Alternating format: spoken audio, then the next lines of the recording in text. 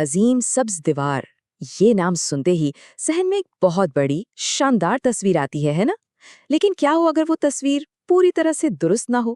آج ہم یہی دیکھنے والے ہیں کہ یہ منصوبہ صرف درخت لگانے سے کئی زیادہ ہے۔ تو آئیے ایک بڑے سوال سے شروع کرتے ہیں۔ کیا ہو اگر عظیم سبز دیوار، جس کا نام ہم سب نے سنا ہے، دراصل کوئی دیوار ہی نہ ہو؟ یہی وہ نقطہ ہے جو آج ہماری گفتگو کا مرکز ہے، کیونکہ ہم ایک بہت بڑی غلط فہمی کو دور کرنے والے ہیں۔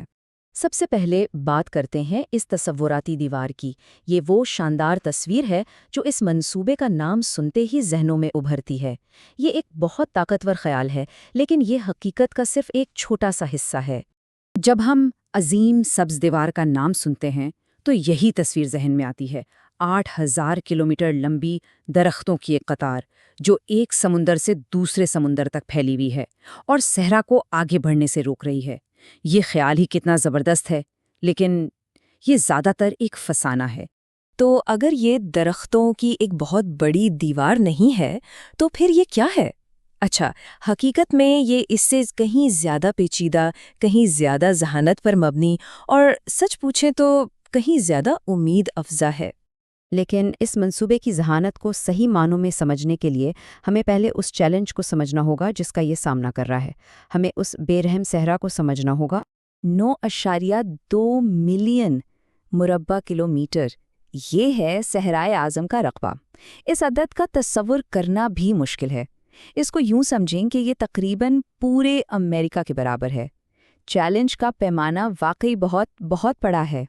اور اسی صحرا کے کنارے پر ساحل کا علاقہ ہے، جہاں ایک بہت ہی عجیب بلکہ ظالمانہ ماحولیاتی مسئلہ ہے۔ مہینوں تک طویل اور شدید خشک سالی زمین کو پکا کر پتھر کی طرح سخت کر دیتی ہے، اور پھر جب آخرکار بارش ہوتی ہے تو وہ ہلکی پھوار نہیں ہوتی، وہ مختصر لیکن شدید طوفانی بارش ہوتی ہے۔ اور چونکہ زمین اتنی سخت ہوتی ہے، پانی اس میں جذب ہی نہیں ہو پاتا، وہ بس سطح پر بہتا ہے اور اپنے ساتھ زندگی کے لیے ضروری مٹی کی قیمتی اوپری تہہ کو بھی بہا لے جاتا ہے۔ تو بارش جب آتی ہے تو اکثر فائدے سے زیادہ نقصان پہنچاتی ہے۔ یہ ایک عجیب تضاد ہے۔ تو اس طرح کے پیچیدہ مسئلے کا حل کیا ہے؟ کوئی ایک بڑا واحد حل نہیں، بلکہ ایک پوری ٹول کٹ جو پورے براعظم کے لیے تیار کی گئی ہے، اور یہی عظیم سبز دیوار کی اصل روح ہے۔ تو آئیے درختوں کی اس سیدھی لکیر والی تصویر کو اپنے ذہن سے نکال دیتے ہیں۔ اس کے بجائے عظیم سبز دیوار کو ایک بہت بڑے پیچ ورک لحاف کی طرح سوچیں، ایک زندہ سانس لیتا ہوا لحاف جسے زمین پر سیا گیا ہے، اور اس لحاف کا ہر ایک ٹکڑا ایک منفرد مقامی حل ہے جو خاص طور پر اس علاقے کی ضروریات کو پورا کرنے کے لیے بنایا گیا ہے۔ چلیں اس ٹول کٹ کا پہلا اوزار دیکھتے ہیں۔ انہیں نصف چاند کہتے ہیں۔ یہ ڈھلوان پر کھودے گئے آدھے دائرے کی شکل کے گڑھے ہیں۔ دیکھنے میں بہت سادہ لگتے ہیں، لیکن ان کا ڈیزائن ناقابل یقین حد تک ہوشیار ہے۔ انہیں بارش کے پانی کے لیے کیچرز مٹ سمجھیں، جو ہر ایک قیمتی قطرے کو پکڑنے کے لیے بنے ہیں۔ تو یہ کام کیسے کرتے ہیں؟ دیکھیں، ان کا رخ اوپر ڈھلوان کی طرف ہوتا ہے تاکہ وہ بہتے ہوئے پانی کو سیدھا اپنی گرفت میں لے لیں۔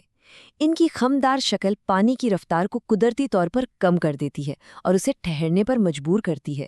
اس سے نہ صرف مٹی کا کٹاؤ رکتا ہے، بلکہ سب سے اہم بات یہ ہے کہ پانی کو وقت مل جاتا ہے، وقت کہ وہ آہستہ آہستہ پیاسی زمین میں جذب ہو سکے۔ یہ قدرت سے لڑنا نہیں، بلکہ قدرت کے ساتھ مل کر کام کرنا ہے۔ سادہ ذہانت کی ایک بہترین مثال۔ اچھا، اب آتے ہیں دوسری ٹیکنیک پر۔ انہیں زوئے گھڑے کہتے ہیں۔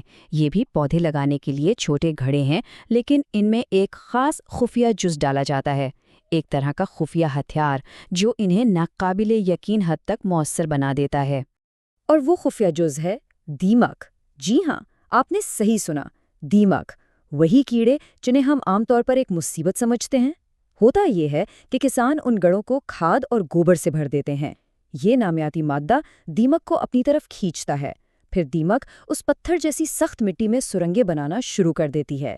یہ سرنگیں قدرتی پائپ لائنوں کا کام کرتی ہیں، زمین میں ہوا پہنچاتی ہیں اور بارش کے پانی کو گہرائی تک جذب ہونے میں مدد دیتی ہیں۔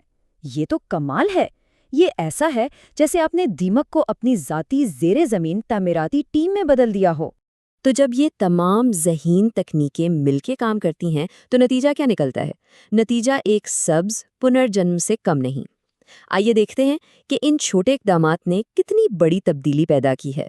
50 لاکھ ہیکٹر صرف ایک ملک نائجر میں ان طریقوں سے اتنی تباہ شدہ زمین کو دوبارہ زندگی دی گئی ہے۔ 50 لاکھ ہیکٹر زمین جو دوبارہ سرسبز ہو گئی، یہ ایک ناقابل یقین کامیابی ہے۔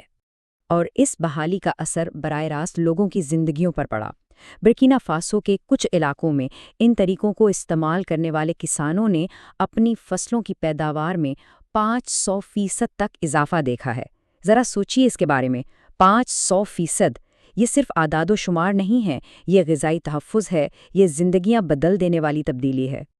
اور ان اعداد و شمار کے پیچھے حقیقی انسانی کہانیاں ہیں۔ جیسا کہ FAO کی نورا بیرامونی کہتی ہیں، ان گڑھوں کو کھودنے کا یہ انتہائی محنت طلب کام اکثر خواتین کرتی ہیں، خاص طور پر اس وقت جب مرد اپنے مویشیوں کے ساتھ دور ہوتے ہیں۔ تو جب ہم زمین کی بحالی کی بات کرتے ہیں تو دراصل ہم ان خواتین کے بے پناہ بوجھ کو کم کرنے اور ان کے خاندانوں کے لیے ایک بہتر، محفوظ مستقبل فراہم کرنے کی بات کر رہے ہیں۔ یہ کامیابی کی کہانی صرف افریقہ تک محدود نہیں ہے، یہ پوری دنیا کے لیے ایک سبق ہے، ہمارے سیارے کے مستقبل کے لیے ایک بلو پرنٹ ہے۔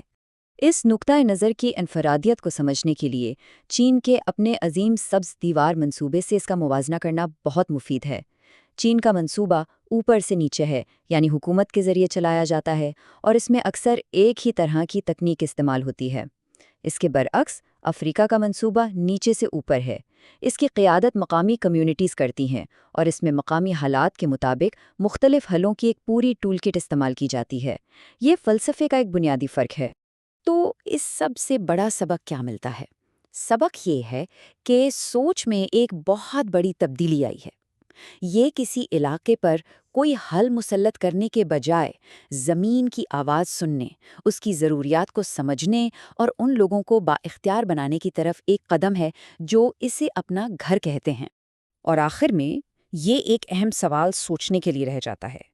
عظیم سبز دیوار سے سبق سیکھ کر ہم اور کون سے بڑے، ناممکن نظر آنے والے ماحولیاتی مسائل کو حل کر سکتے ہیں؟